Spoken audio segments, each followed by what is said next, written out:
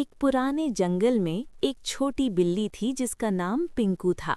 वो बहुत शरारती और मुतजस्सिस थी।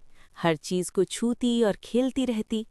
जंगल की मलिका शेरनी रहती थी जिसका नाम शेरा था। वो ताकतवर और धाड़ने वाली थी। सब जानवर उससे डरते थे। पिंकू की माँ ने उसे हमेशा कहा था, शेरनी से दूर रहना। एक दिन पिंकू जंगल में भटक गई और शेरा के गार के करीब पहुंच गई। वहां एक छोटा शेर का बच्चा रो रहा था। पिंकू ने देखा कि बच्चे के पंजे में कांटा चुभा हुआ था। बगैर सोचे पिंकू ने आगे बढ़कर कांटा निकाल दिया। बच्चा खुश होकर हंस पड़ा। इतने में शेरा गार से बाहर आई और गुस्से से धाड़ी, तुम यहाँ क्या कर रही हो? पिंकू डर गई मगर बोली, मैंने आपके बच्चे की मदद की थी। शेरा ने देखा कि उसका बच्चा पिंकू के साथ खेल रहा है। उसका दिल पिघल गया। शेरा ने मुस्कुराकर कहा, तुम बहुत बहादुर हो। आओ, तुम मेरी खाला की तरह हो। मेरे बच्चों की ख्याल रखा करो। इस दिन से पिंकू शेरा की खाला बन गई।